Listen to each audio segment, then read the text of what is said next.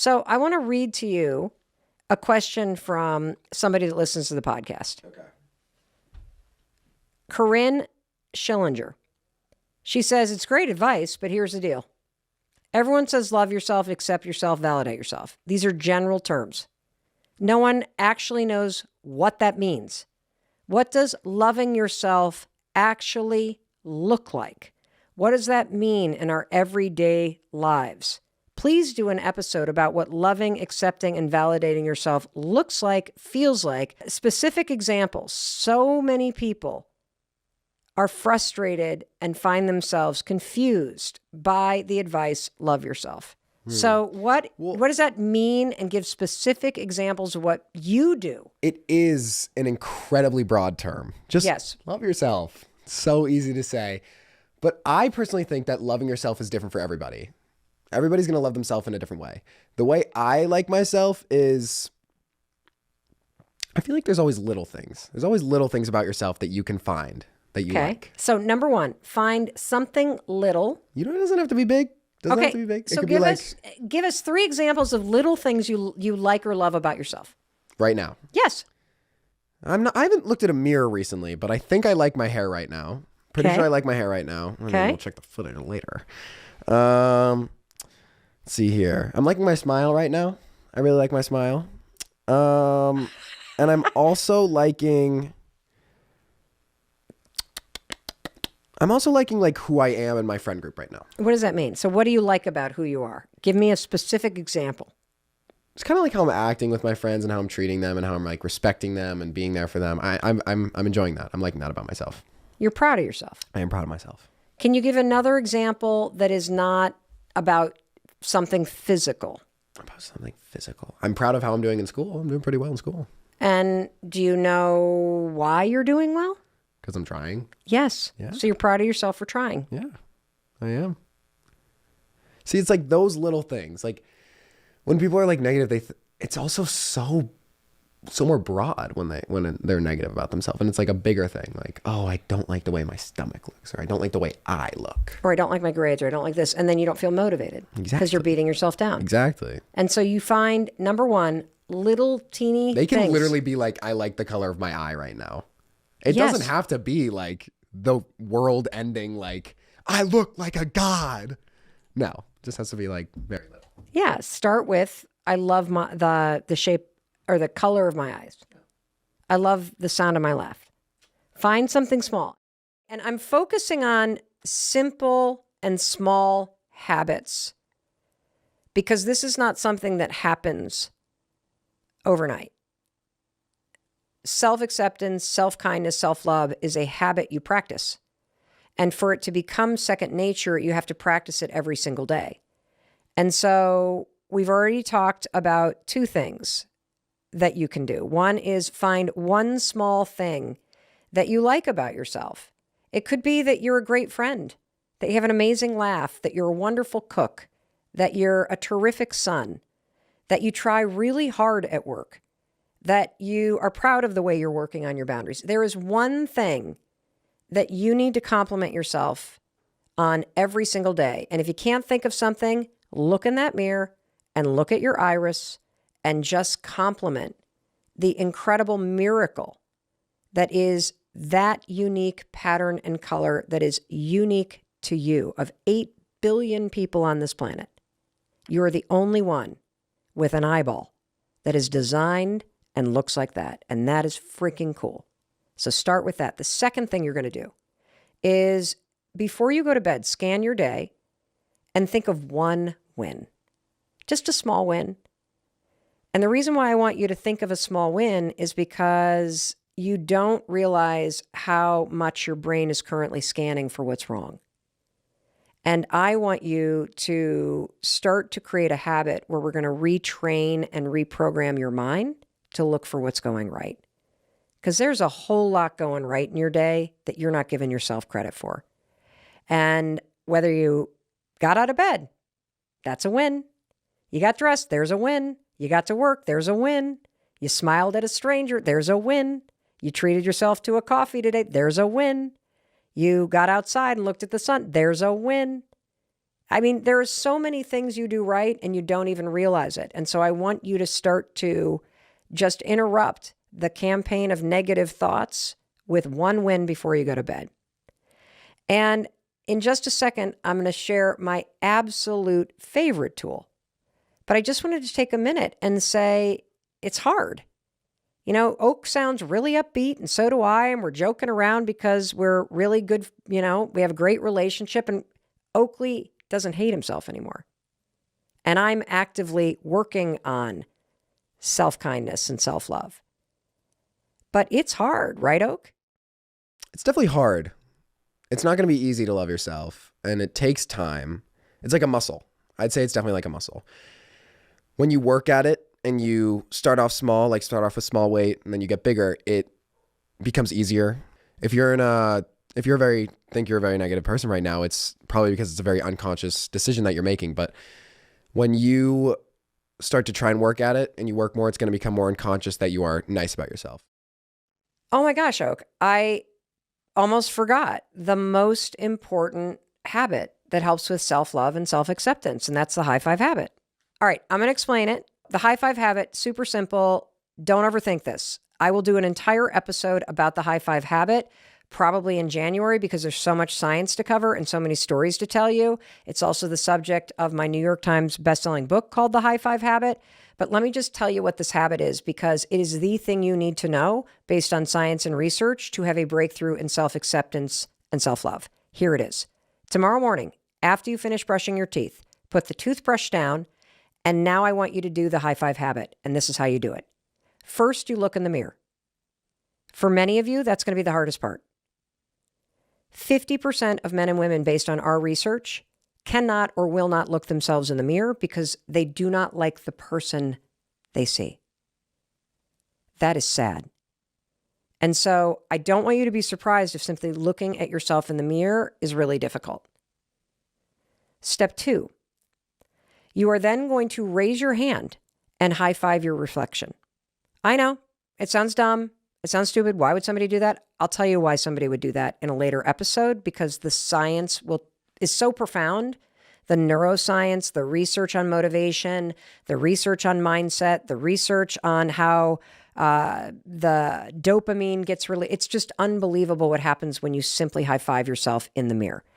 I just want you to practice it and trust me on this one. Now, let me tell you what's going to happen. When you go to raise your hand, I don't want you to say anything. Nothing. It's just about the action and watching yourself high five yourself. The action alone of high fiving yourself does all the work neurologically, physiologically, chemically, and psychologically. It will take less than 5 days for you to have a breakthrough in self-love if you simply look in the mirror every morning and send yourself into your day by high fiving yourself in the mirror. You may laugh. The reason why you laugh is because your brain releases dopamine. This is really normal. You might burst into tears. That's also very normal, because you may not have looked at yourself for real or been kind to yourself for real in years. Many, many people are super surprised by how emotional they get by simply silently high-fiving themselves every morning in the mirror. If you have this visceral, that's the stupidest thing, I really want you to do it. Because not being willing to simply try something that I'm telling you, we've had 164,000 people in 91 countries go through a 5-day challenge with me called the High Five Challenge. I'll tell you about that in a minute. And the results are just irrefutable. This is the fastest way, based on science, to start rewiring your brain and to have a breakthrough in being kind and loving to yourself. And it works at a reprogramming level in your nervous system and in your brain. And it's all in the book. But I just want you to trust me on this. And so the best way to do this is let me coach you and support you, because I have developed a free, that's right, no money, nothing to buy, free 5-day challenge. It's called the High Five Challenge, HIGH, the number 5 challenge, HIGH, the number 5 challenge, highfivechallenge.com. Register for free. If you want a true breakthrough in how you speak to yourself, how you feel about yourself, loving yourself, this is the fastest way to do it, and I would love to coach you. So, High Five Challenge, I'll see you in it. Look, motivation's complete fucking garbage. because it's not there when you need it. Yeah, you're going to feel motivated if you listen to Dr. Hyman or Mel Robbins, but that's extrinsic motivation. Yeah. In terms of the intrinsic motivation that you need to motivate yourself, you're going to have to push yourself because you're not designed to like change. You're designed to stop yourself from changing.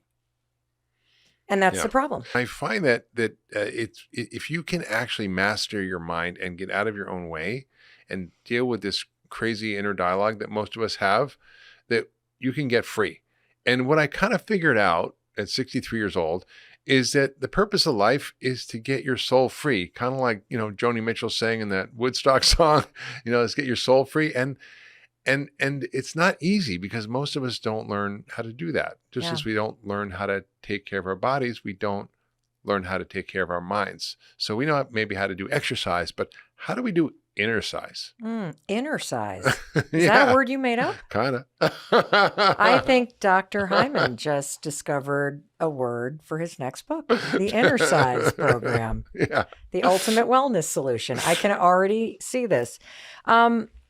You talk a lot about how to heal from the neck down. And I agree with you.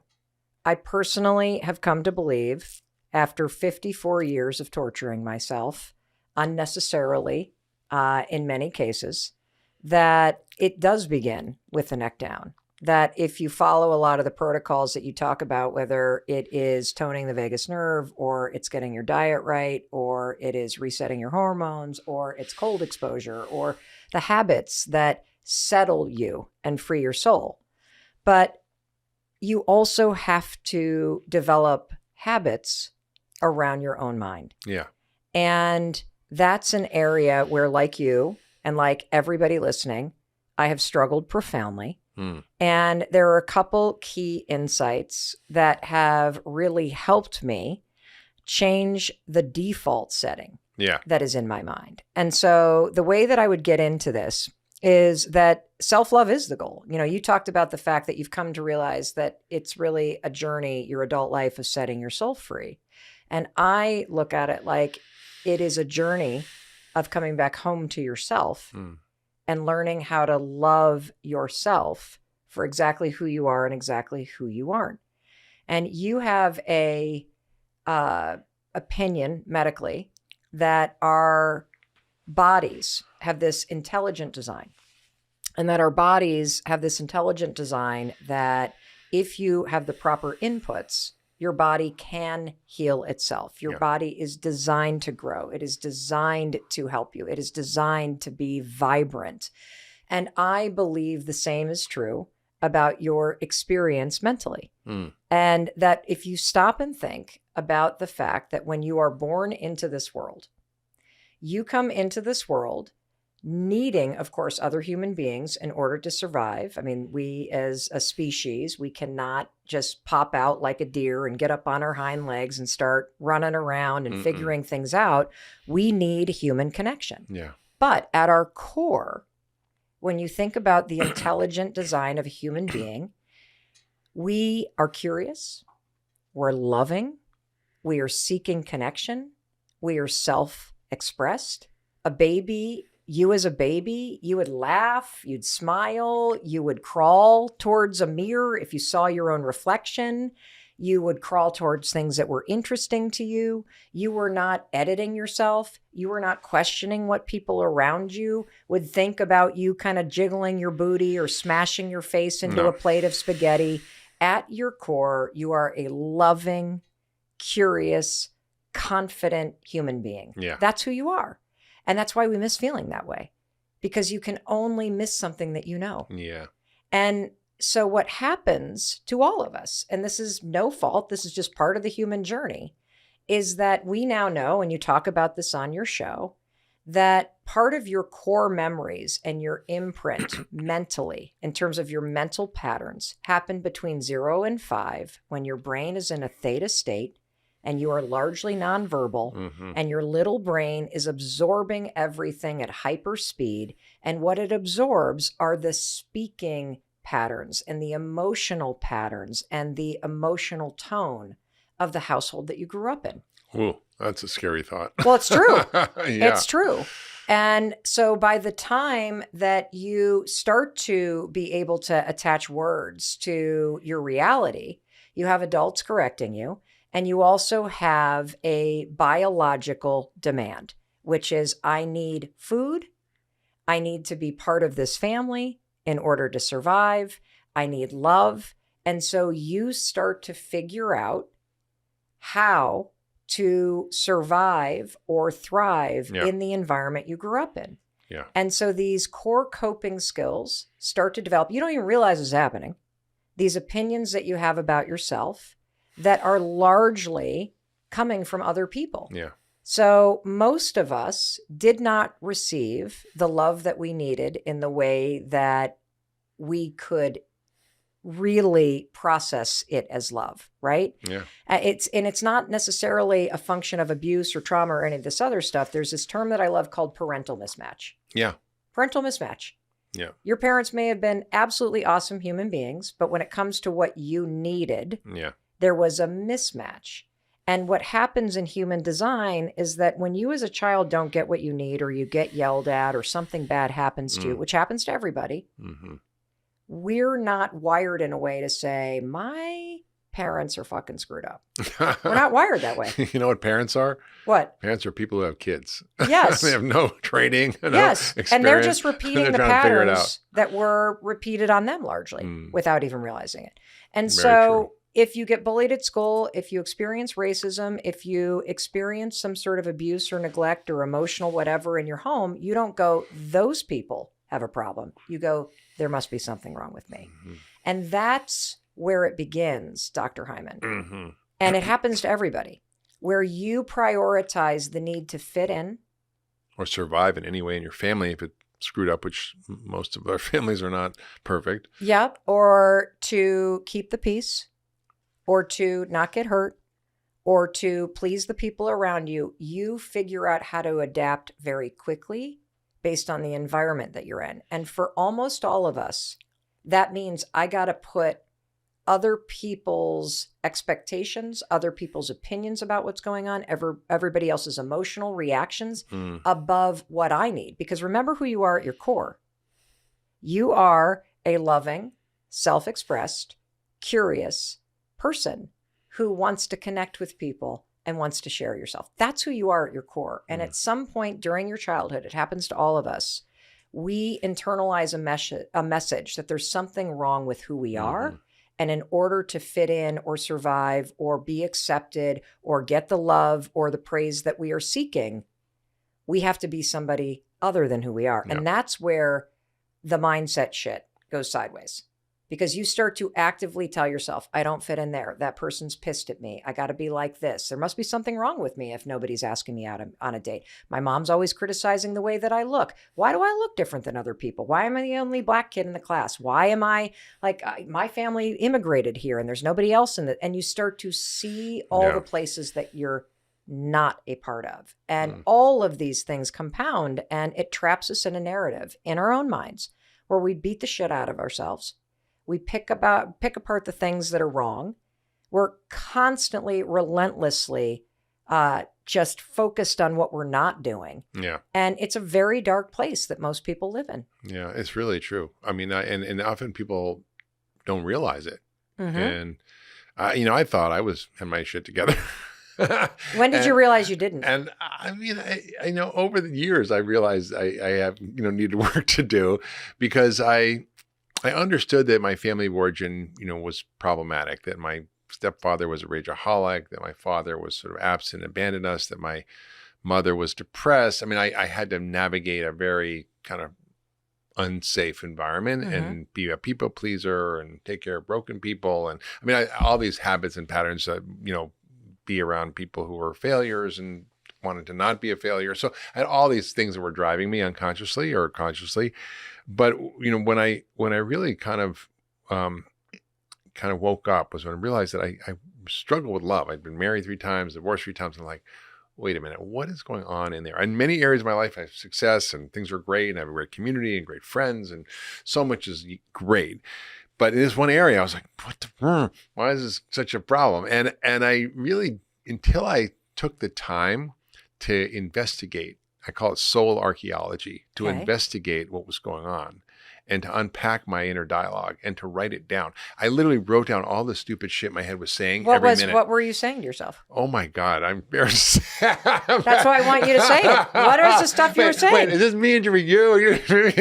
Yeah. So basically I had this belief that, I think that was underlying it, that I wasn't kind of worthy, that, I didn't really deserve to have love. And I had this sort of needy inner dialogue. Yeah. That was feeling a lack and scarcity, that I felt this emptiness and this hole that I was trying to fill, and that I wasn't ever going to be able to fill it. And so I was constantly doing that. And I realized it was because, and again, these the sort of sins of our fathers are visited upon their children, right? It's like my mother was the child of deaf parents, and she had to take care of them from a very early age, and she took care of them, and they were beautiful people and very loving, but she thought that love was taking care of somebody broken. And then my mom was depressed, and she used me as her therapist as a little kid. And then I thought love was taking care of broken people, or people pleasing and doing all these things that really weren't serving me.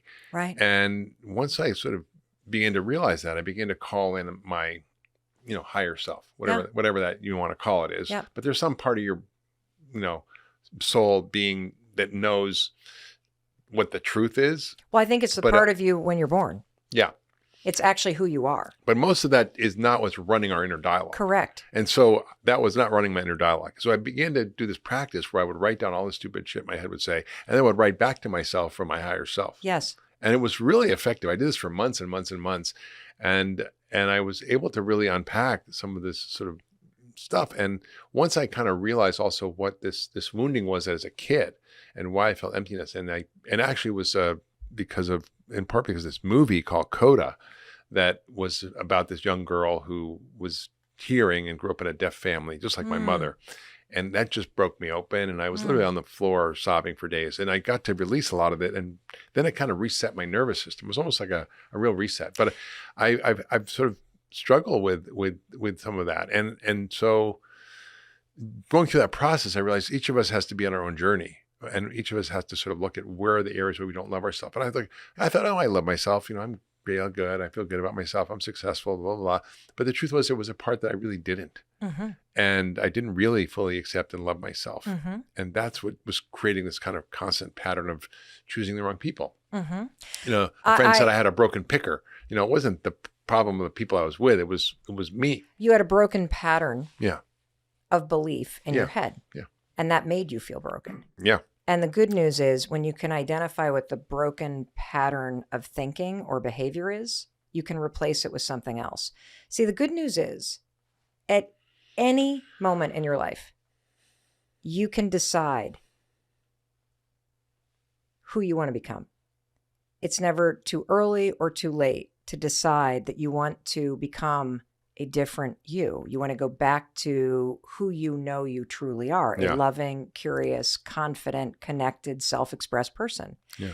And what I want to just add to your story is that wasn't a lie you were telling yourself, because your experience was one where you did not get the love you needed as a child. Yeah. That happened. That did. That happened. And it was because of this mismatch. Mm-hmm. Nobody intentionally set out to damage you. No, my parents are good people. They just were screwed up themselves. Yes, but so I think one of the mistakes that we make when we start to do this work to reclaim our lives and to change our mindsets and to become a different version of ourselves is that we kind of shy away from telling the truth to ourselves, like that should happen. The reason why I believe that is because my lived experience was everybody else's needs came first.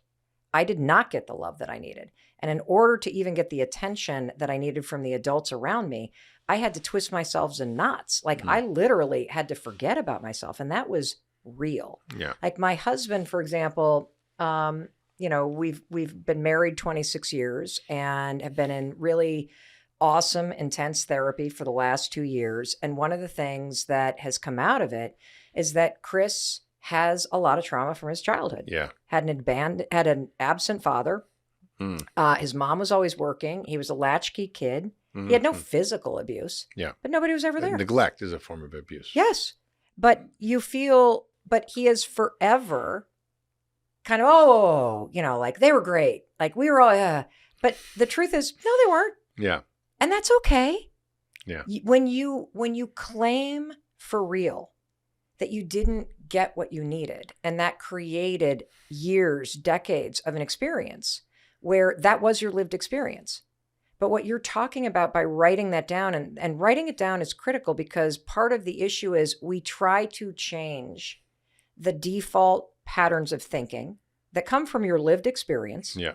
So they may have been true in the past because of the way you got treated or what people said to you. That is your lived experience, just like trauma is your lived experience. When we don't really call that out for what it is, we unconsciously carry it forward. Yeah. And so when you start to write down, these are the crazy ass things that I think because this is how I fucking felt. Yeah. And based on my lived experience, this makes a lot of sense. But here's where consciousness, alignment, choice, the wake-up call, I call it, comes into play. Yeah. You get to choose if you want to keep thinking this shit moving forward. Now, when it comes to mindset, what is profoundly complicated about it, and what I got wrong for years, is that I thought that changing your mindset began with changing your thoughts. It does not. It does not. You change your mindset the same way you change the health of your body, from the neck down, from the outside in. And let me give you what I'm talking about. So the act of writing things down, that is not doing the internal work of your thinking. That is getting that shit out of your head and in daylight and on paper and in the real world so you can look at it objectively. That is doing work outside of your mind. The second thing is everything that you talk about, Dr. Hyman, from especially the stuff related to nervous system regulation, cold exposure, warm baths at night, the 5 breaths that you talk about, learning how to tone your vagus nerves so that you flip off the fight or flight, which continues all of those thoughts from your past to spin on repeat. Your thinking has so much to do with your nervous system state that learning how to regulate your nervous system using all of the tools that Dr. Hyman or that I write about or all the amazing, put that shit into place, because a calm nervous system facilitates calm thinking. Yeah. And the third thing is, well, that's it. I just want to stop you there because that's such an important point. Is you can change your physiologic state with practices that don't involve your thinking, that change your mind. Yes. And change the way you feel and change your mood. And, yes. And that is such a powerful insight that most people have no idea about. People feel stuck in the state that they're in and they don't know there's a pattern break. Yes. For example, yesterday I was, I podcast all day preparing for my book and I had one that I didn't record. And I was like, I didn't hit the record button. Long story. And I was like, and I was just tired. I didn't, and my partner, fiance, she basically set the alarm stupid early and forgot to turn it off. And I didn't get enough sleep. So I was like feeling kind of a little bit fried. And so I could tell myself, my mind was just doing bad stuff. So I said, I'm going to meditate. So I meditated for 20 minutes and I have a steam shower. I put that on. Went in the steam, hot as it could be, for 20 minutes. Went in an ice bath because it's winter, very cold in the Berkshires, for like 2-3 minutes. And I got out of that and I literally felt completely different. My mood, my energy, my focus, my brain. So we have these doorways into our mind and our mood that are not internal, they're external. So if you could summarize the things that are the most powerful to help us come back to self-love and self-acceptance, which really is the key to everything in life. It's the key to healthy relationships. It's the key to being successful in life. It's the key to taking care of your own body, of eating the right thing, of exercising, everything you can think you want to do or want to get in your life. It kind of starts there. So what are the sort of the close today? What are the kind of take homes around how we create self-love and acceptance? Yeah. So first of all, love is an action. So write down on a piece of paper, what would you do to show a human being that you love them? What would I do? Yeah, what would you do? I'd be nice to them. I would say nice things to them. I would bring them coffee. I would give them a kiss. I would do a lot of things. Yeah, you'd compliment them. Yeah. Yeah. You'd encourage them to take care of themselves. You'd support them in their goals and dreams. You'd tell them good job when they do something great. You would reassure them when they fail. You need to do that to yourself. And this isn't just some cheese ball like thing. All of the research shows that being critical of yourself, which most of us are as a default, it is demotivating. And so one of the reasons, I'll give you 2 hacks. One is get your ass out of bed, 5, 4, 3, 2, 1, and create a morning routine that really sets you up to feel supported and to feel encouraged and to feel clear about your own priorities. That's what love is. That's number 1. Number 2, please add to your morning routine the high five habit. Here's how you do it. When you stand in front of the mirror after you brush your teeth, I want you to do this right after you brush your teeth, because based on research, most people brush their teeth. Yes. And if we stack this new habit with something you already do, it's going to encode much faster. Yeah. Put your toothbrush down, look in the mirror. Based on our research, Dr. Hyman, 50% of men and women cannot do this part. We did a study where we had 164,000 people in 91 countries take what I call the high five challenge. You can just go to high5challenge.com, high5challenge.com to do this. And all you're going to do is practice the high five habit 5 days in a row. 50% of men and women could not look at themselves in the eye. Why? They don't like the person they see. Mm-hmm. If you can't look at yourself in the eye, that is a habit of self-rejection that begins your morning. All you're going to do after you look yourself in the eyes, which is the hardest part for most people, is raise your hand and high five the human being you see in the mirror. It sounds profoundly stupid, but wait to hear the neuroscience. Yeah. So you have, for your entire life, Dr. Hyman, high-fived other people. That's right. What is a high five? The action. Celebration. Communicate. Yeah. Celebration. What else does it communicate? Fun. Yeah. Love. Yeah. If you're in a huddle and a teammate fucks up a play and you come back to the huddle and you high five somebody who just screwed something up, what are you saying to them? You love them. They're okay. It didn't matter. Yeah. Get back in there. I believe in you. All of that programming with the physical action of a high five is already in your brain. When you high five yourself in the mirror, guess what happens to all that programming? That's get rewritten. To you. To your reflection. You've never high-fived a human being, Dr. Hyman, and thought, I hate your ass. You suck. Definitely not. I hope you lose. But that's what we think about ourselves. Yeah. How could you have done that? You're a loser. You're never going to be loved. Like, you screwed up that many times. When you go to high-five yourself, you're going to notice a couple interesting things. Number 1, the critic in your head shuts up because the programming is only positive. It won't allow the critic to speak.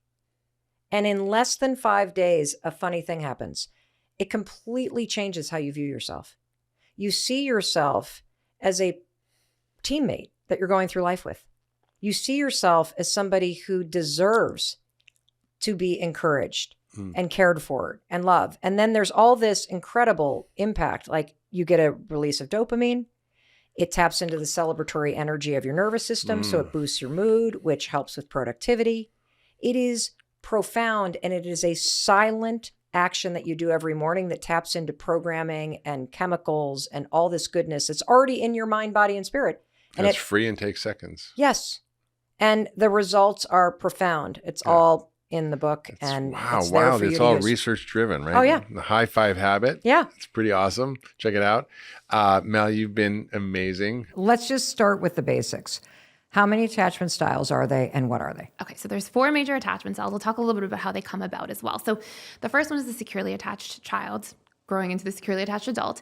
And the secure attachment individuals in their childhood, they get a lot of approach-oriented behavior. So if they... Wait, approach-oriented? Yes. What does that mean? I'll explain this. Yeah. Okay. So essentially, if they cry as a child, their parents will come towards them, try to figure out what's going on and what's wrong, and try to meet their needs. And so the repetition and emotion, the conditioning or programming to the subconscious at this age is, okay, if I express my emotions, I get my needs met. It's safe to express my needs. It's safe to rely on other people. And I get loved when I'm in hard times. So I'm worthy of connection, and I'm worthy of love just for who I am, not for what I do. And so this person as an adult grows up to have much easier experiences around relationships, of course, and they trust and they rely and they communicate and they feel safe expressing their emotions and feeling their emotions. And so statistically, they have the biggest success rate in relationships by far and away. Then we have 3 insecure attachment styles. On one end of the continuum continuum, we have an anxious preoccupied attachment style. And this individual essentially grows up with a lot of warmth and a lot of care from their caregivers, but a lot of inconsistency. So a really common example would be that mom and dad are very loving, they are approach-oriented, they do care, but they both have really long jobs. They're gone for 12 hours a day, and the child's often at daycare or with the grandparents who might be more cold and withdrawn. And so what happens is the repetition and emotion, so the programming becomes, okay, I really want love and I really feel good when my caregivers are here, but it keeps getting taken away. And so this child learns to really fear abandonment and fear being left alone or excluded. And so they grow up really having a lot of abandonment wounds, and they're very sensitive to rejection, exclusion, and they become very panicked if they see partners in their relationships start to pull away. And so they really struggle, unfortunately, because they want love, they want connection so much, but because of this deeply conditioned fear of abandonment, it's almost like they hold on so tight that the sand sort of constantly slipping through their fingers, it accidentally pushes people away. Wow. And so that's our anxious preoccupied, and they tend to struggle in relationships big time, especially when it comes to getting people to kind of commit and stick around. On the basically opposite end of the continuum, there's a dismissive avoidant attachment style. This individual grows up with childhood emotional neglect. And sometimes it's really overt, like food's not on the table, nothing's organized. Sometimes it's very covert, where instead it's like, you know, mom and dad are there, but if you cry or express emotion, they're like, toughen up. They don't check in. If the child comes home from school, they're never going, oh, are you okay? I see that you're off. So this neglect happens, and this child grows up in this environment, and they can't understand that my parents are emotionally unavailable. So instead they go, there must be something wrong with me that I'm not getting my needs met. And so they build this deep wound of I am defective, and they feel shame. And then they grow up and they don't want to be that vulnerable again to anybody and rely on anybody. So they become hyper independent. And in relationships, as a result, as soon as things get real or as soon as people get too close, they sabotage, they push away, and they tend to fear commitment. And of course, the anxious and dismissives often end up in relationships together. Are you talking about my marriage? I just feel like you just summarized 3 years of marriage therapy with Chris Robbins and Mel Robbins. And then what's the other third? Yes. Insecure attachment style. So the last one is fearful avoidance, sometimes referred to as disorganized attachment. And essentially they grow up in an environment where there's chronic chaos. So a really easy example or analogy would be if there's a parent who's an alcoholic. So let's say it's mom as an example. One day, the child comes home from school and mom is drinking and she's in a really good mood and she's really loving. Another day, you know, mom comes home or child comes home and she's drinking a lot, but now she's angry. She's an angry drunk. Another day, she's sobering up. She's in a good mood. She feels guilty. Another day she's sobering up. She's going through withdrawal. She's in chaos, right? So it's like you never know what you're going to get. It can be a bad divorce, parents fighting all the time, having a parent with narcissistic personality disorder, all these sorts of things where there's chaos and fighting and you never know what you're going to get. So this child grows up having some positive experiences with love, but some terrifying experiences with love. And so they feel conflicted. This is what I was. And so, you know, what the person will experience is this feeling of like, I want closeness. And then people get close and they're like, get back. And so they'll really be in this push-pull pattern. But more than anything, they struggle to trust. They feel like they can't rely on people. They can't really connect. They don't want to open up too much, similar to the dismissive avoidant, but they also have the anxious side. And so they become, as adults, the hot and cold partner in relationships who's constantly going back and forth. But again, these patterns get conditioned into us. So the things we don't like or don't serve us, we can absolutely recondition to become secure and have thriving relationships. You know what I love about listening to you is that I find it personally reassuring that anyone can become more secure. And before we discuss the specifics of each of the 4 attachment styles and how we can use this entire framework to heal yourself and create better relationships, I really want to back up for just a second.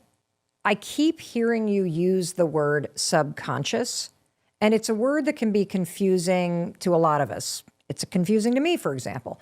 So can you tell me and everyone listening, what exactly is your subconscious mind? So your conscious mind, if you were looking at your mind from sort of the top down as an analogy, you have your conscious mind, which is like the tip of the iceberg floating above the surface. Your subconscious mind is what is just out of your conscious mind's awareness. And you can imagine it's sort of the part of the iceberg that's just beneath the water level. We actually then have the unconscious mind, which is like the very bottom of the iceberg. But our unconscious mind, it's very difficult to retrieve information from. So I put a lot of focus on the subconscious mind, because your subconscious mind, you can actually It's this warehouse of information, but you can actually dig into it and be like, oh, how did I feel 15 minutes ago when that happened? And you can retrieve information even though it's out of your peripheral awareness. So in summary, your subconscious mind is essentially the part of your mind that stores all information, and it's just out of your conscious mind's awareness, but it is retrievable. Okay. So I think that one of the most important things to recognize is that we have a subconscious mind that's really running the show. And our subconscious mind gets all these patterns and ideas about what love looks like. And then we take those with us, and that forms the lens we basically see and interact with the world through. So if we grow up in an environment where we learn that we don't communicate about things, or we learn, okay, we should just expect people to know what we need, or we learn to violate our own boundaries and people please. If we learn these patterns at a subconscious level, your attachment style is the subconscious set of rules you have for what love and closeness and relationships are supposed to look like. And for some people, that works in their favor. And for some people, unfortunately, if they didn't learn healthy patterns, it's really working against them. And it can make relationships feel very difficult, very hard, and very confusing. Wow. There was so much I want to dig into in what you just said. And one of the things that caught my attention is when you said that the rules and the beliefs that we have about what love is and how relationship work, that is all stored in your subconscious? Yes. And why is it important to know that?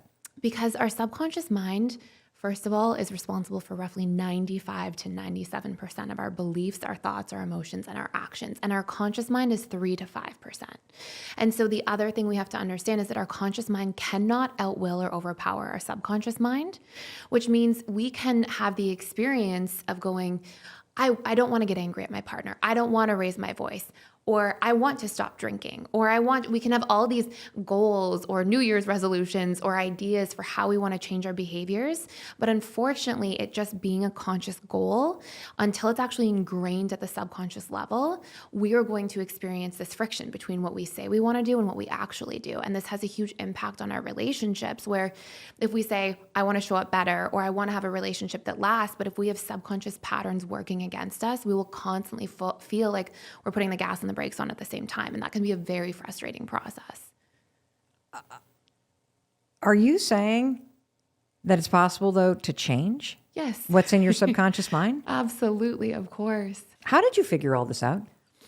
I figured this out because I had a lot of work to do on myself. I had a tough upbringing, and I was like kind of a mess.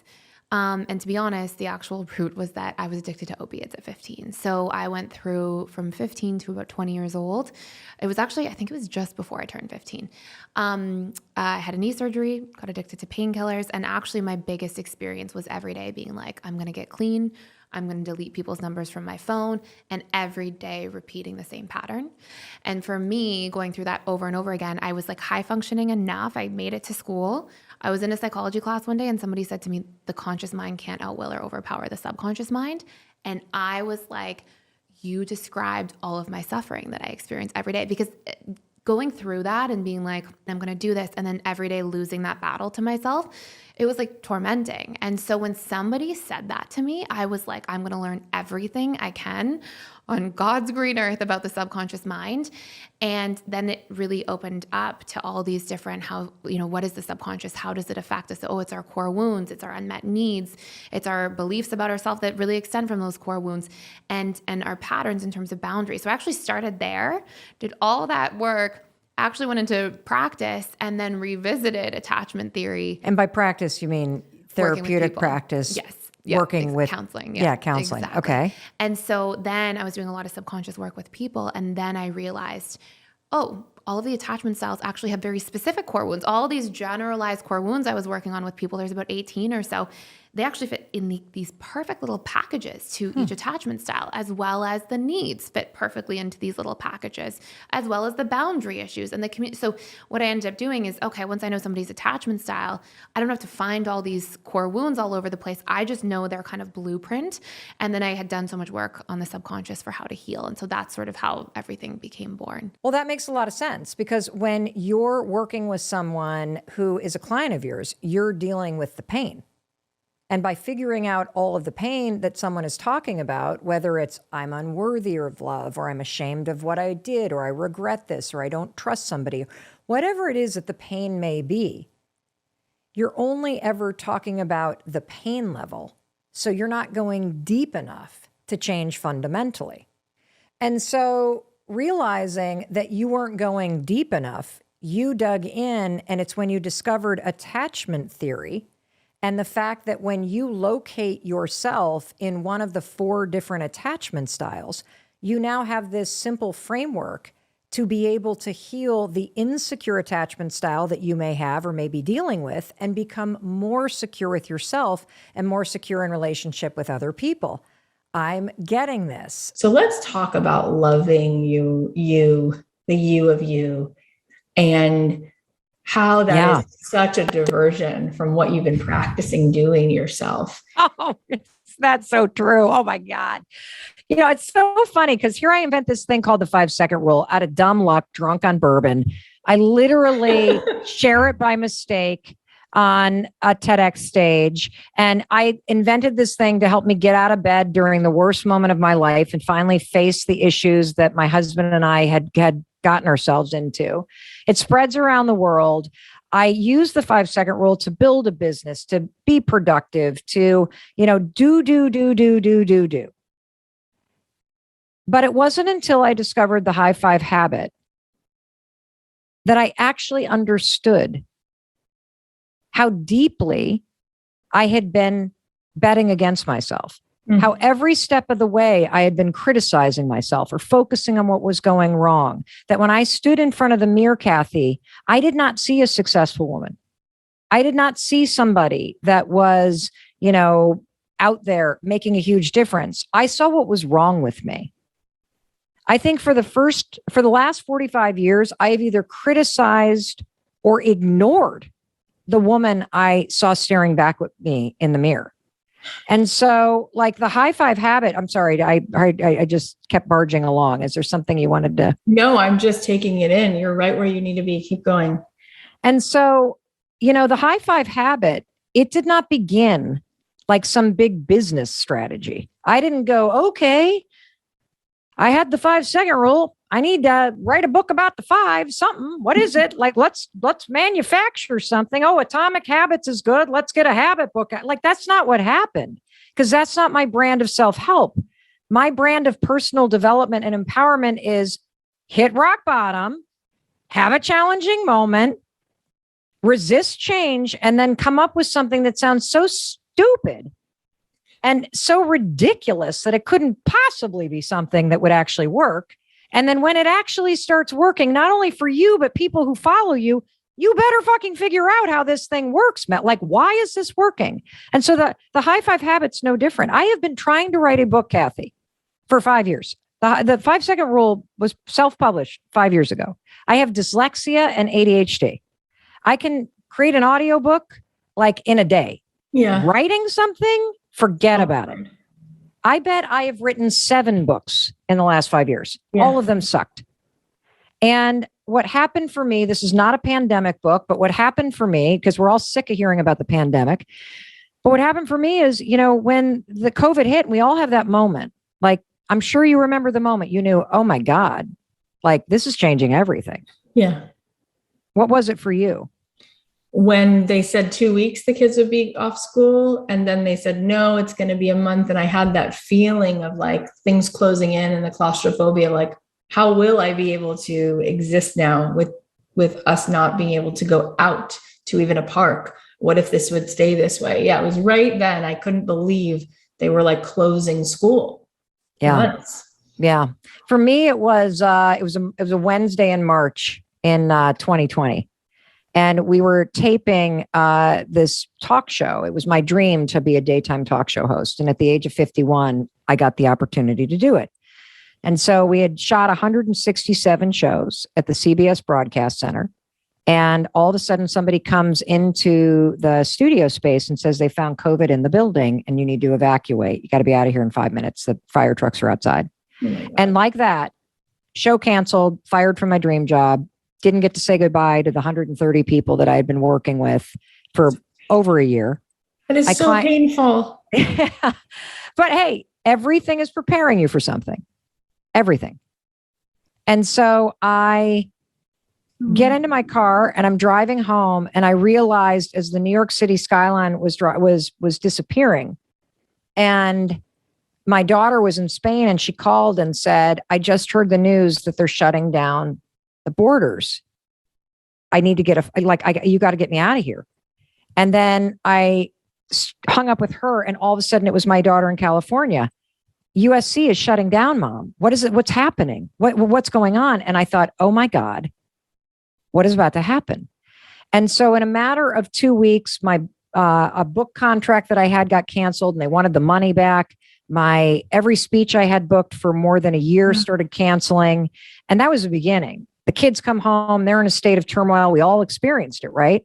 And I think for those first 3 weeks, it was like a complete blur. I basically never got out of my pajamas. I started drinking Bloody Marys at about 11 a.m. We watched Harry Potter marathons and Glee. We watched that season, like all of it.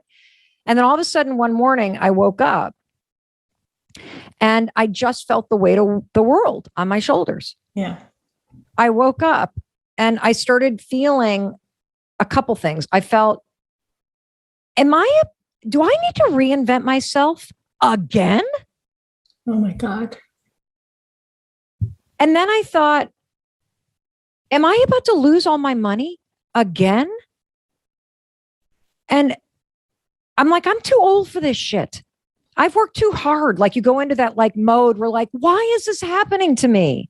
I'm a good person. I've worked so hard. Like you like kind of go at yourself.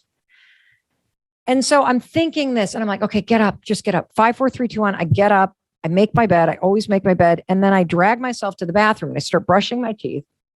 And as I'm brushing my teeth, Kathy, I catch a glimpse of myself in the mirror. And I think, oh my God, you look like hell. And the gray hair is coming in and there's dark circles under my eyes and my neck is all saggy and one boob is hanging lower than the other. And I felt sorry for the woman I saw in the mirror. She looked exhausted. She looked scared. She looked overwhelmed. And as soon as you start to go down a negative path in your mind, it will continue taking you there. And so I immediately drift to everything I'm worried about. I'm worried about my parents. I'm worried about the world. I'm worried about frontline workers. I'm worried about COVID. I'm worried about my kids. I'm worried about my employees. I'm worried about what's going to happen to my business. I'm worried about everything. And the interesting thing in that moment is if you had walked in, I would have been able to pivot on a dime, especially we women. That's what we do. I would have been like, Kathy, don't you dare. Don't you dare. I know this isn't fair.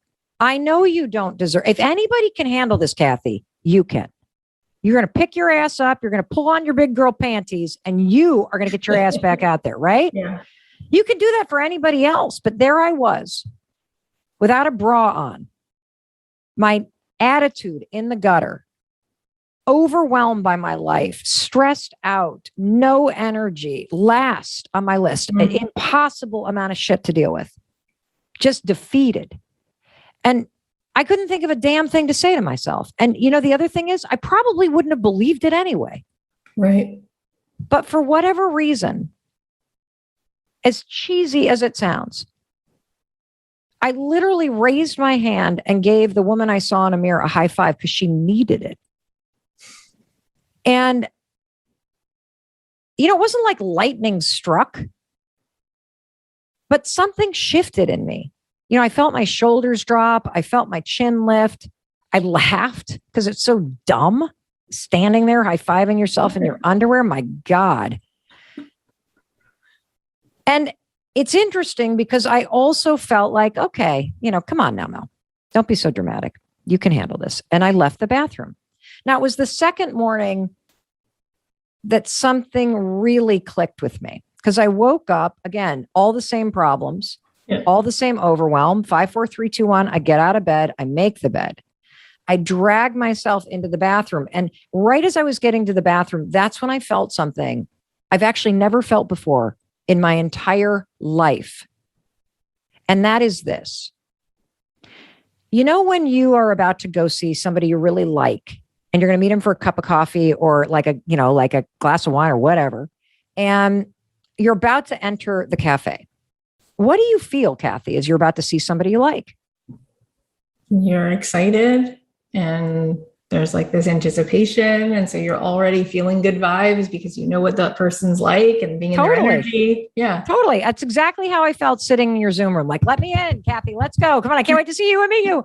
I actually felt that about seeing myself. I have never felt that in my entire life.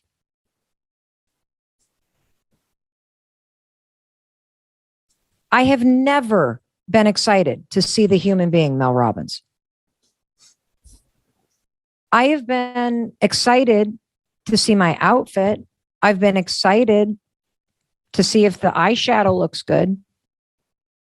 I have never looked forward to seeing myself, the human. And so I walk in and I'm a little bit more present this morning.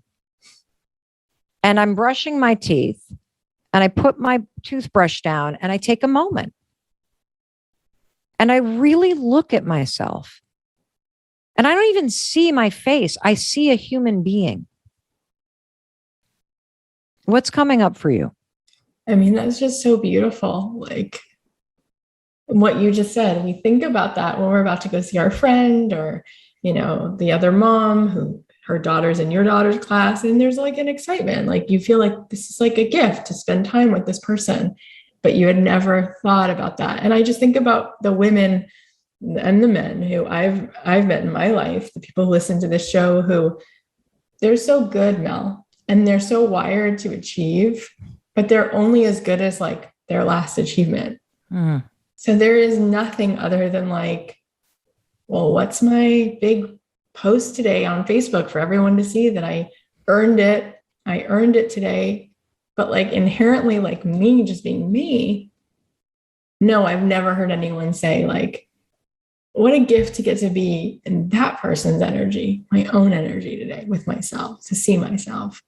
Yeah. It's everything.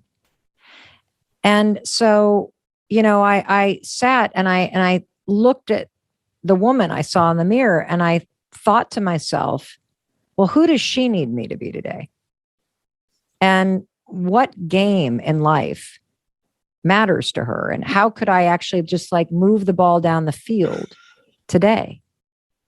And so I thought about it. And I thought in that moment, based on what was going on, that who she needed me to be was more optimistic about our ability to get through this. And the game that I wanted to play was showing up in a different way for our kids because they were looking at Chris and I about what was happening in the world. Yeah.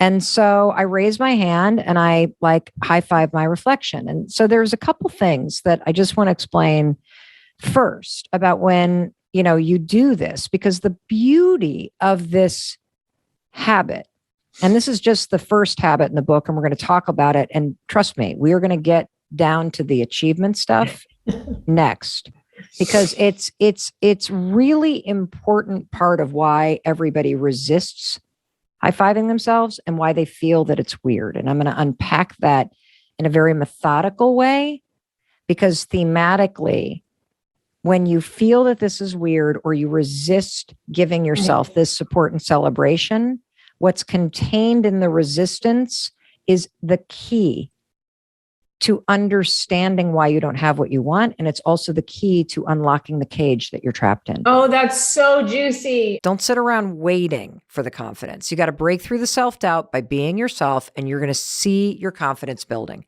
Now, here's the fourth truth to being your true self. Loving yourself first will create true and lasting love with other people. I mean, think about that. How could you feel good enough for someone else if you're not even good enough for yourself? And there's a lot of research that really is going to help you understand this. Research shows that in order to create better relationships, check this out, you don't change the person that you're dating. You have to change yourself. That's why the art of being yourself is going to require you to learn how to truly love yourself. It's almost as if loving yourself is the loudest love language there is. Research has found that in a romantic relationship, who you are has a much bigger effect than the match between you and somebody else. I'm going to say that again. Who you are has a much bigger effect than the match between you and your partner. I want you to listen to this study because it shows that the quality of your relationships will not change until you change. Now, this is based on an 8-year-long study that showed that people had the same dynamics in new partnerships as they had in past broken relationships.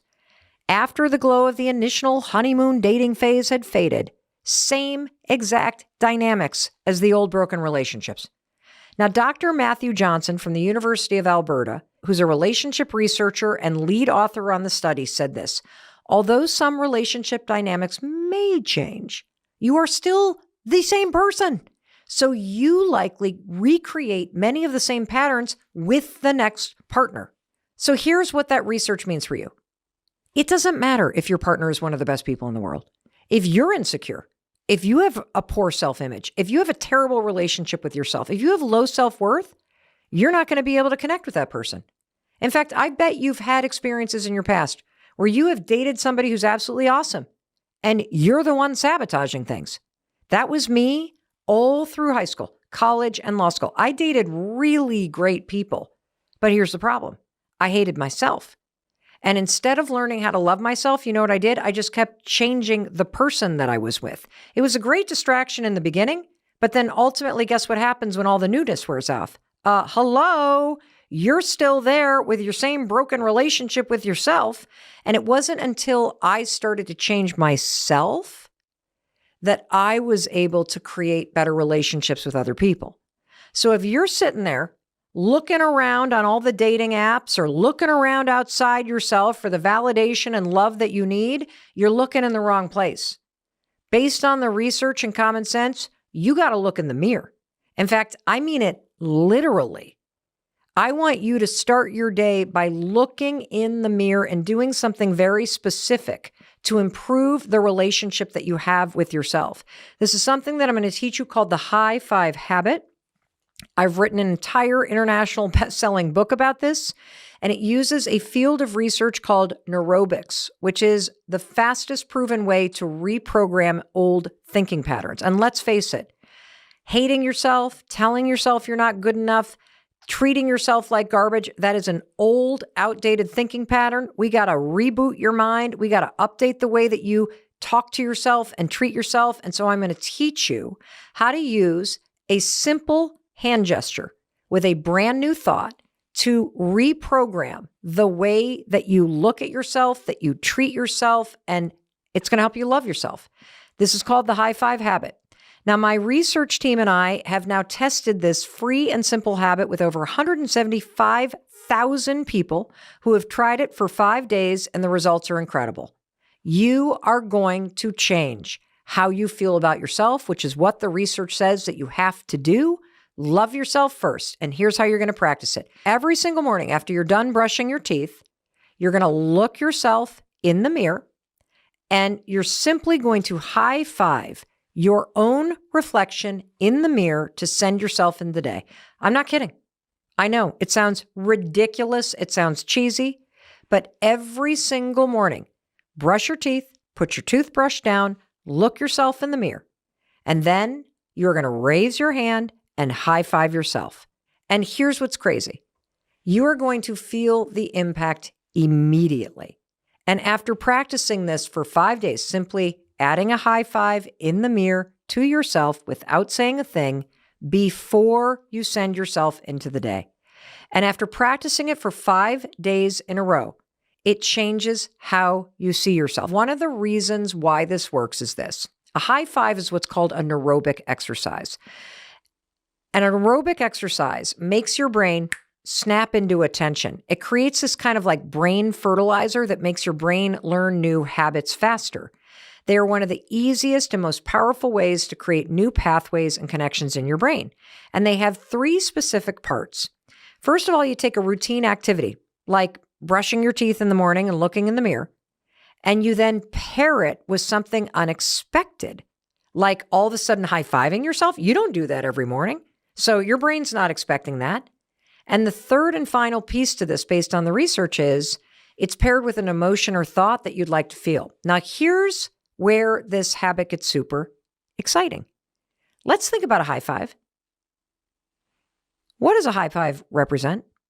A high five is a positive gesture that says, I love you, I support you, I see you, keep going. Your brain knows what a high five is. A high five is 1,000% positive programming. I mean, you have been giving other people high fives your entire life. You have been showing them the love. You've been celebrating them. And so when you high five yourself, it triggers celebratory and encouraging emotions to flood your body. The heightened aerobic state of high-fiving yourself creates new nerve connections in your brain that connect the action of high-fiving with the emotion of celebration. So every time you high-five yourself, you aim all that high-five goodness and positive programming right back at your own reflection. How freaking cool is that? I mean, you would high-five the person that you love in the morning, wouldn't you? So now you're doing it to yourself.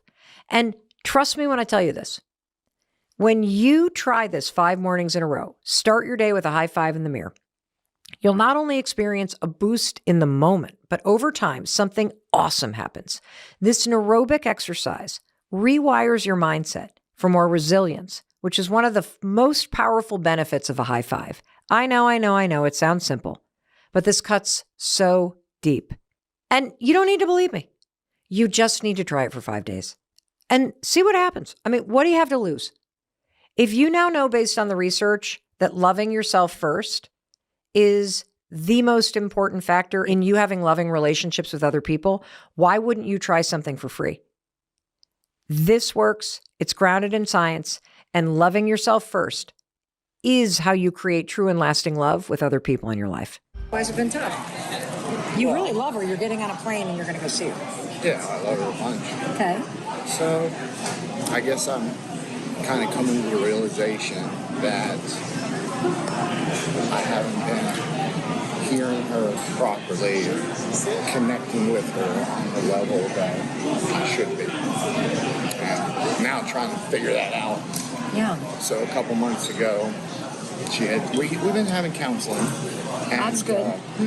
My husband and I go to counseling. It helps. She was doing it before, and then it kind of became the group, and then now I kind of see it a little bit on my own. So I'm recognizing these things, but I also know, like a couple of months ago in counseling, she admitted on her last tour that she had emotionally connected with somebody else. So obviously that put a big fire under my ass. Yeah. And supposedly it's scary. Supposedly I handled it really well, so she's wanting to, do all this. She's worked a lot on herself for kind of getting to the point where she's at. Yeah. She's got a spot on the bookshelf that's 12, 15 composition books deep of just thoughts ever since she was back, I think she said, to like 12. Amazing. So, because of some things that happened to her before that age of being taken Innercise. This is for your flight 282 local services to Pittsburgh at gate 17. This is serving as the final boarding class. The doors are closing in about 3 minutes, and they will not doing this, you realize how much you need to work on yourself. It's scary. And then a lot of regrets come up, and a lot of things you wish you could do over, and then you start to realize there's shit from your past that really messed with you, that you shoved down, that happened when you were a kid. This is, I think, the cycle that we all hit in adulthood. And here's the amazing opportunity. You not only have an amazing opportunity to change the person that you are and to change the relationship that you have with your life, but you have an amazing opportunity to change the relationship you have with yourself. Because your thoughts, your feelings, they actually matter too. And you can't get... I've been neglected. Yes. See, relationships are amplifiers. You go into a relationship and you're not right with yourself, that relationship just magnifies what's missing. What did you just get from that? I like that. Well, it's going to expose those demons more. Yeah, and here's the thing that most men, at least in a traditional gender sense, don't understand. That it takes tremendous strength to be vulnerable. It takes tremendous strength to talk about the shit that's bothering you. Yeah. It takes tremendous strength to admit that you're wrong and to be scared. And that's actually what makes you connect more deeply to your partner. My husband of 25 years failed miserably in the restaurant business. Nearly bankrupted us. Lost it all. When he left the business, he was an alcoholic and completely lost and demoralized. And I did not know until recently, because it was through these rock bottom moments that my career took off. I invented this little thing called the 5-second rule that I used to get out of bed when the anxiety was so crushing. The only thing that would help me escape it was drinking myself into oblivion to numb it all out. And I started using this little brain hack to 5, 4, 3, 2, 1, shut down the noise in my brain and launch myself forward through the fear, through the pain, through all of it. And my whole life turned around. Chris's life turned around. But I did not know until recently, when we've been in couples therapy, that the man has, for the last 8 years, just been beating the hell out of himself because he feels like he failed. He feels like he wasn't there for me. He feels like he didn't do his job providing. That's kind of where I'm at. Yeah. And then when your spouse starts to get successful and they start to find themselves, it gets very confronting. And so, what I want to tell you is that the opportunity to connect with her is through being open and through being vulnerable. Like, go toward that shit. I'm proud of you. I've been doing it, as you see. I can see that. I can see that. I can see that. And you got to learn how to love yourself, regardless of what happened. Regardless of what you did or didn't do, regardless of all that, you got to learn how to look in the mirror and see a man who is worth rooting for and who is worthy of love. It is not too late to change this. It is not too late to change your life. It's not too late to change your marriage, but it's an inside-out job. You start to show yourself some kindness and some love, and you start sharing more of the stuff that's coming up for you. And that is the path that's going to actually heal you, and it's going to stop. Yes. Yeah. So to speak. Yeah. Definitely. Yeah. Just need my mojo back. I think that's what she mad at me. I had a nice swagger and everything, but it's gotten diluted or by life. I think so. Maybe my own just being stagnant. And that's it. Accepting instead of keep pushing. You know, my good friend Joel Marin, who you should follow, just sent me a freaking thing that he wrote today. Oh my God, Joel! Praise you, Joel. Joel, I cannot believe this. Joel Marin, I'll give you his name. He literally wrote me this whole thing that he wrote today that you need to hear. Very shortly will not reopen. This is your wait till I'm gonna find out. Marion. He wrote me this whole thing about the fact that when we are born, we have incredible potential, but so few of us realize what we're capable of. And he uses this analogy. This is in your DNA. You were created to be a Lamborghini in life. You have literally everything inside you to be able to perform like that Lambo. You're manufactured that way. That engine, 729 horsepower engine, is in there. That insane torque. You have unbelievable intrinsic ability to go from 0 to 65 miles per hour in under 3 seconds. But for most of us, we never experience close to those numbers that we were created to perform at. And so he tells a story about how he was test driving one, but the neighborhood he's in has like 35 miles per hour speed limit. Okay. He ended up not buying it because he never experienced the potential. Right. What you're talking about is you're talking about the fact that you actually know there is that inside of you. And when you lose your capacity that you were built in, and you stop growing, and you stop stretching yourself, and you stop pushing yourself forward and learning new stuff and expressing yourself, something inside you starts to feel like it's dying. Yeah. And so I'm telling you, that engine. yes, it's still there. And the reason why it's still there is because you're missing. Yeah. And you can only miss something you know. Okay. So I think Joel sent me that for a reason. In times of my life when I've felt lost or stagnant, I say I feel like a racehorse tied to a pony ride at a kid's birthday party. Like I am built to fucking run. Yeah. And I hate it when I feel like just tied down like that. Yeah. And so there is something inside you that you've been holding back. What do you think it is? Not really sure. Well, I would take on a challenge. I'm not sure if it's a passion that I've ever tapped into or something that I've missed since, earlier years. Who knows? I think you should take on a challenge. I think you should take on climbing some mountain or some kind of race or some like fitness thing, something that's a little out of your comfort zone to give you something to push you. It doesn't have to be the perfect thing. Just something that you're up to is enough. Yeah. But I want to acknowledge you for the fact that you recognize that there's an issue and you're taking the steps to go make the effort. You're getting on a plane, you're flying to surprise your wife. Not only that, but I deal with motion sickness, vertigo, and awesome. And I don't drive well at night, so I've got the bands on. Great, they work. I took my motion sickness pills. I love that. I give you a high five for that. That's fantastic. We're doing what we can. You're doing it. Does she know you? She doesn't know you're coming. She does now. Oh, good. She didn't a couple days ago, but then we were trying to do the pregnancy reveal to some of the family because we just found out last week. Congratulations! So she was all like, I don't know how I'm going to do it. You're there, I'm here, and I want to video chat my family and be able to like tell them because she's up where some of the family is and she was seeing someone coming to visit. So I told her, I'll tell you what, well, I'm actually coming up there. So she was pretty surprised, but That's awesome. You're going to be an awesome dad. You want to know who the best dads are? Yeah. The ones who are actually right with themselves.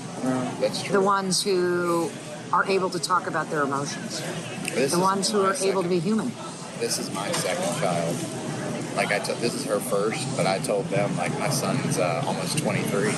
That's amazing. So start over is it's been a lot of emotion. You're not going to start over. You actually are building upon. Okay. And my son's been great. He's guys would be super impressed with how good my son is. He hasn't seen his mom since he was 6 years old. So I kind of raised him on my own. I mean, there's people in and out of the life, but yeah. You got a moment in your life to make yourself really proud of yourself. Yeah, I appreciate it.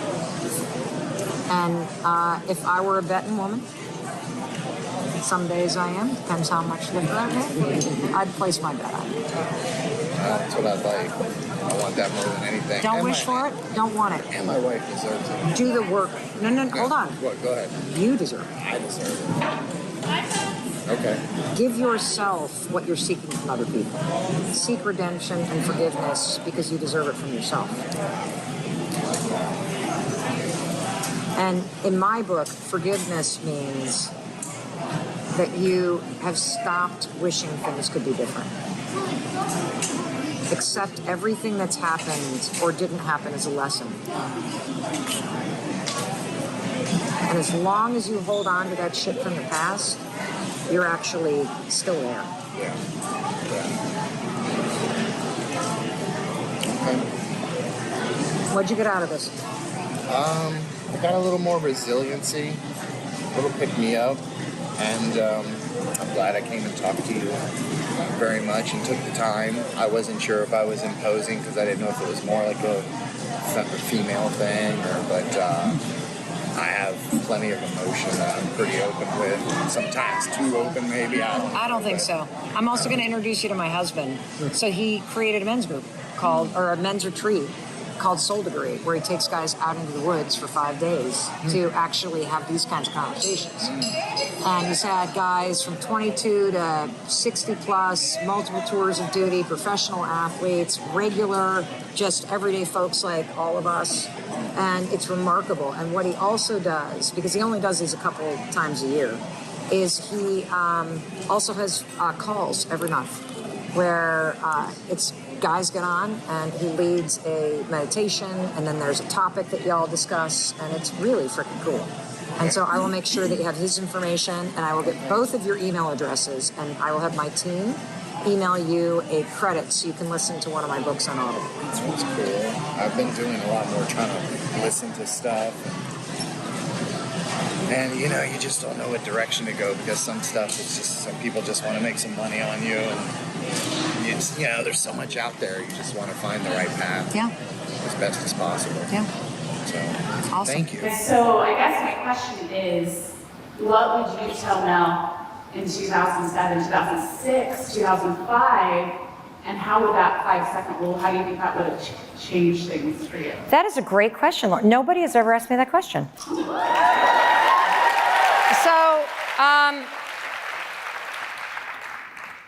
is there something big that's happening in your life that you're worried you're going to screw up? Everything is big for me.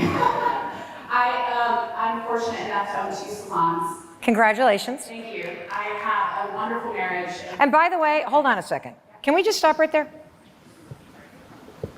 I'm fortunate enough to own 2 salons. Does anybody have a guess where I'm going? You work hard. You made that happen. And so I want to draw a distinction, everybody, with gratitude, okay? Really important. Now, you need to hear me, okay? Because I have a feeling what the issue is. You're not going to like this. I'm ready for it. Okay, good. I know you are. That's why I'm going to go here. When you say, I'm fortunate enough, you just gave your power away. And gratitude is a wonderful thing to be able to ground you in the moment and to amplify all these positive experiences. But I want you to be very careful to give away the power of what you've created through your actions and your hard work, and the fact that you show up every freaking day and you are riding the wave called entrepreneurship and life, and you are making that happen. So you are not fortunate enough. You have done the work to have 2 amazing businesses. You got that? Okay, good. Because I think the issue is self-worth. I think that's your issue. That you don't feel worthy of the things that you have created. And so you relate to the things that you've created like it's luck and like it could be taken away. Is that hitting home? Oh, yeah. So what do you want to say about that? I receive that. Okay. I think, if I can just be human for a second, I think we all maybe struggle with a little bit of that. Am I worthy of the things that I've achieved, right? Or like that imposter syndrome, like I'm just playing a salon owner, I'm not actually the salon owner, right? But yes, thank you for that. I resonate with that for sure. And so here's the biggest thing I want you all to take away from this, and I mean this. The fear that things could change, the fear that this is not going to continue to be successful, that's normal, and it's a big thing. But if you allow yourself to focus on this big, scary thing, you will literally lose sight of the power of all the little things.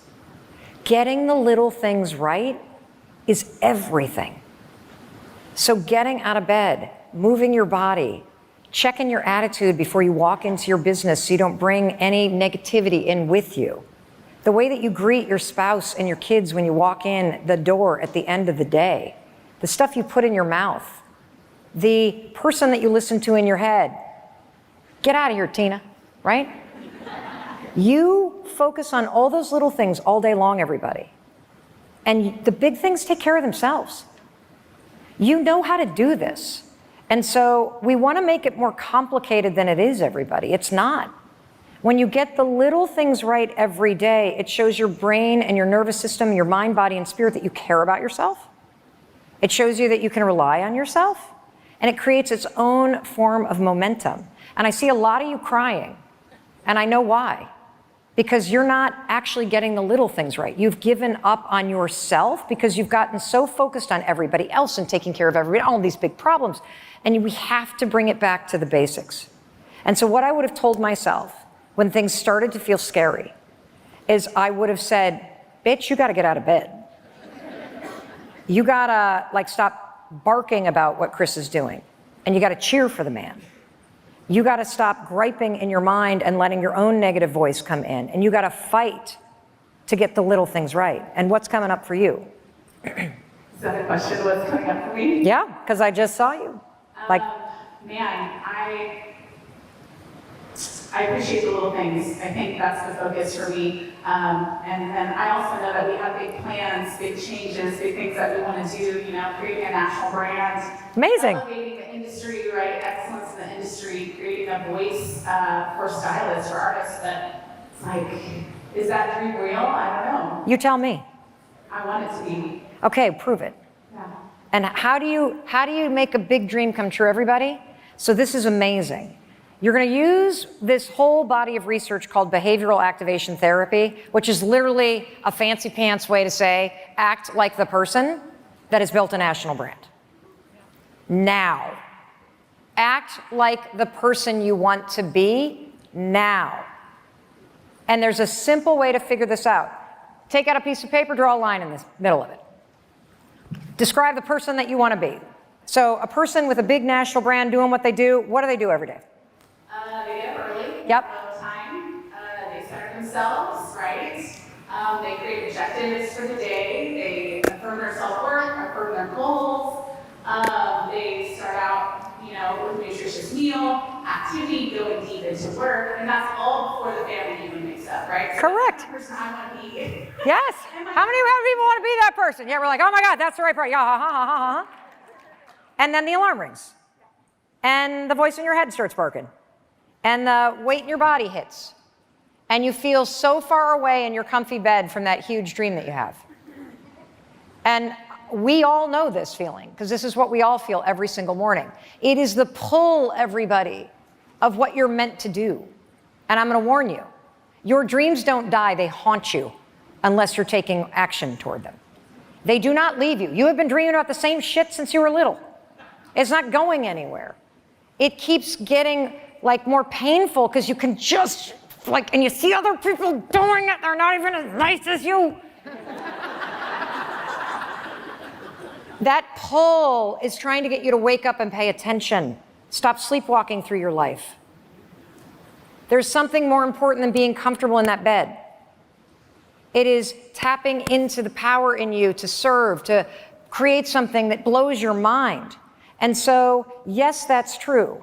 And so there's a couple other things I'm going to tell you. Give yourself a 5-year timeline. Because the things that y'all would take on, if you knew it was going to take 5 to 10 years, it would be bigger than what you're taking on now. And that also kind of relieves the pressure, because some days you're going to wake up and have this amazing morning, and some days the kids are going to, and the dog's going to be barfing on the floor, and you're literally, it's not going to work. And so it is a long game. And the other thing that I'm going to tell all of you that want to expand, because how many of you want to expand your businesses or grow a bigger brand or do all this stuff? You have to hire somebody before you're ready. You have to replace yourself. So once you understand what all the little things are that you got to get right in your business every day, from the time that the doors open to what the morning meeting looks like, to the type of energy that you want, to the playlist that's there, to when the counters get wiped down, to who's cleaning the bathroom, to all of that stuff, you got to hire somebody to replace you. Because now that you know what all the little things are, you need somebody to do that so you can free up time and capacity to work on the bigger things that are calling you. Because otherwise you're going to start to resent your business because you're busy doing all the stuff you shouldn't be doing anymore. And that's keeping you from being able to focus on the bigger things. This was me for a long time in our business. That I was so busy kind of running around and doing all this stuff that I wasn't able to focus on the bigger thing. You got this. You got this. I love you. All right, who's next? Hey, it's Mel. Thank you so much for being here. If you enjoyed that video, by God, please subscribe, because I don't want you to miss a thing. Thank you so much for being here. We've got so much amazing stuff coming. Thank you so much for sending this stuff to your friends and your family. I love you. We create these videos for you. So make sure you subscribe. Mwah.